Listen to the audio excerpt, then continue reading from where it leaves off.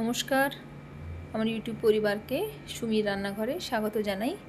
যারা যারা আমার চ্যানেলটিকে সাবস্ক্রাইব করেছেন এবং যারা আমার রান্নাটি দেখছেন তাদেরকে অশেষ ধন্যবাদ জানিয়ে আমি আপনাদের কাছে আরও একটি মজাদার রেসিপি নিয়ে এসেছি।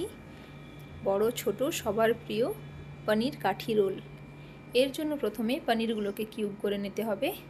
তারপর একটা পাত্রে টক দই, জিরে গুঁড়ো, ধনে গুঁড়ো, লঙ্কার গুঁড়ো ও গরম মশলার গুঁড়ো দিয়ে ভালো করে ব্যাটারটা ফেটিয়ে নিতে হবে।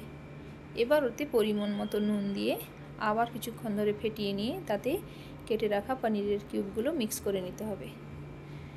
ওটা ভালো করে মিক্স করে নিয়ে একটা সাইড করে কিছুক্ষণের জন্য আমি ওটাকে রেখে দেব। এবার নেক্সট স্টেপ, রুটিটার জন্য আমি ডো বানিয়ে নেব।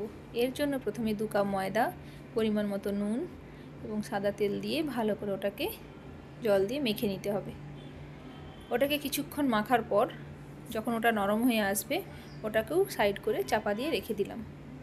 এবার 1 কিউব বাটার একটা কড়াই গরম করে নিয়ে তাতে দিয়ে পুরো পনিরটাকে দিয়ে কিছুক্ষণ ভাজতে হবে। ওটা ভালো করে ভাজা হয়ে শুকনো হয়ে এলে তাতে কেটে রাখা ক্যাপসিকাম ও টমেটো লো ফ্লেমে ভালো করে কিছুক্ষণের জন্য নেড়ে নেব। ওটা ভালো করে নাড়া হয়ে গেলে এবার ওটাকে ঢাকনা চাপা দিয়ে একটা সাইড করে আমি রেখে দেব। এবার একটা ফ্রাইং প্যান গরম করে নিয়ে তাতে আগে থেকে তৈরি করে রাখা ডো দিয়ে রুটিটা তৈরি করে নেব। এবার রুটিটাকে ভালো করে বেলে নিতে হবে, যেমনভাবে আমি দেখাচ্ছি ওইভাবে পাতলা করে বেলে নিয়ে ফ্রাইং প্যানটা গরম হয়ে এলে তাতে হাত দিয়ে ভালো করে সেঁকে নিতে হবে। এইভাবে আমি সমস্ত রুটিগুলোকে 2 দিক হালকা ভালো করে সেঁকে নিচ্ছি। এবার সব রুটিগুলো একসাথে সেঁকা হয়ে গেলে কিছুটা সাদা তেল দিয়ে ওগুলোকে 2 দিক ভালো করে ভেজে নিচ্ছি।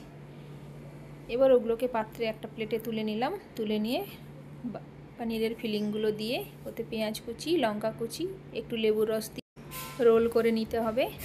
আমার মেয়েকে বলেছিলাম একটা রোল তৈরি করতে, ও ওটা করছে।